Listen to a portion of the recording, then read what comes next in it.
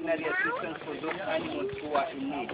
The main project of the trust is to rescue, hand rearing, and rehabilitation of elephants, rhinos, and other types of wild species back to the wild when they are grown. So here we have about 17 baby elephants plus three rhinos. The baby elephants, we have divided them into two groups. The first group, we are seeing here 9 of them. We call them baby class. The second group of 8 will be coming in the next 15-20 minutes. All these babies are orphaned in different circumstances. Some of them, the mothers killed by poachers, others fell down wells, and others are drought victims. The baby elephants need special care. They need 24 hours to be with their keepers. You know, if they were outside there in the wild, they must be with their mothers all through the time. So here, the keepers are trying to play that role of the mother or the older family member. So we are staying with them 24 hours around the clock. We have to feed them every 3 hours with a special type of milk called SMA formula. It's the same baby formula we give to human babies. One thing you have to know is elephant stomach cannot digest fat-based milk, so it took them just in sheltering more than 29 years of trials and error to come up with a milk formula which is the elephant stomach. So we have to feed them every 3 hours. They must be with the keepers 24 hours around the clock, as I have said earlier. On your way in your single wooden tables up there, the baby elephants have to spend the night in the stable with their keepers. I said the keeper plays the role of the older family member. The baby elephants are going to stay here up to the age of around 2.5 to 3 years. After that, we are going to translocate them down to Tsavo National Park, where we have 2 more rehabilitation centers.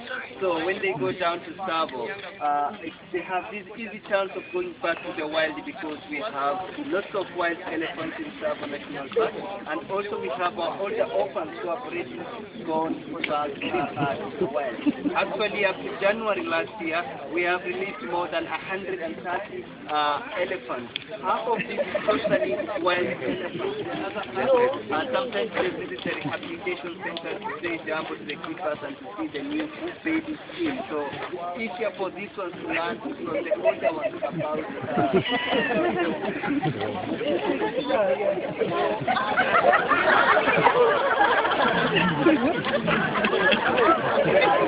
I don't see one. Me neither.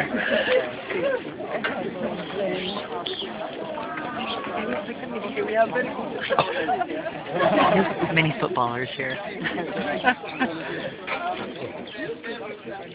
So I'm going to give you a brief story of baby elephants each time we allow. And after the show, on your way out, we have a shop up there. You'll ask for more information about the organization or what we are doing here. So you remember, elephants live in a family always led by the oldest female, who is the matriarch. She's the leader of the group. She's the one to decide what to do, where to go, and all that. So in this group here, we have this bigger one here. Her name is called Olare. Olare is the leader of the group. She's the matriarch. She's the one to lead the others. Although here, they have to follow the keepers around because the keeper now is playing the role of the older family member. Olare, to start with her, Olare comes from Masai Mara. There's a river in Masai Mara called Olare. Olare was found with close to her mother, who was lying down with some problems. So when this conservancy, Olare Conservancy Rangers saw the baby hanging close to her mother, they didn't know what was the problem. So they have to call in. They have to call in our group of vets who are in Masai Mara to come and check what problem the mother had. So it's after the vets checked the mother, they found she had a bullet in her thigh, which damaged her spinal cord. So the mother was paralyzed from the neck downward. And the vet said there's nothing they could do apart from putting down the mother, and we rescued the baby. So it was difficult to take Olare from her mother because she was almost a year old and she did not want to leave her mother. She also put up a very brave fight. She kept the keepers and the rangers at bay, charging towards anybody who came closer to her mother.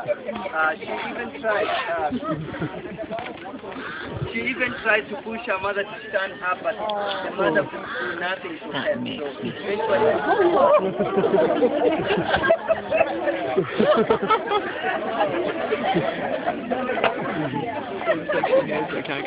Yeah, shoes. Okay, we have to keep our volume down because, you know, when you start shouting, she starts charging towards you. She gets so excited, so we have to keep our volume low. So Olare, at the end, eventually she was overpowered and she was driven to a nearby airstrip and flown here. Actually, when she came here, she was totally well. She not wanted anybody to come closer to her. She only needed her mother, but she didn't know that her mother was already dead.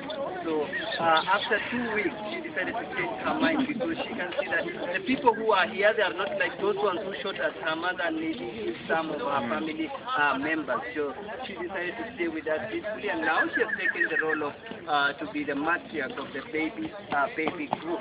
Olare now is about 24 months old.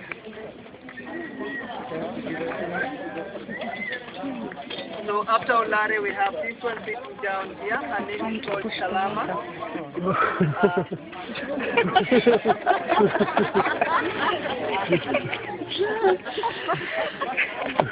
So Kalama comes from Ashascoot, that's in Samburu area, northern Kenya. She was separated from the mother after she fell down a well. She spent the whole night half submerged in the water. You know, in northern Kenya from last year, Kenya faced a severe drought, so most of the seasonal rivers dried up. The locals have to dig very deep wells to get water for their own use and also for their animals. Wild animals also need water. Elephants need a lot of water. So when these babies are alone and they come along these wells, because they smell the water, they fall in accidentally. No big elephant will be around to help. So Olare was lucky to be rescued by, Kalama was lucky to be rescued by Samburu elders who are walking along a dried river close to their water well. They had this baby swimming in one of the wells, so they quickly jumped in and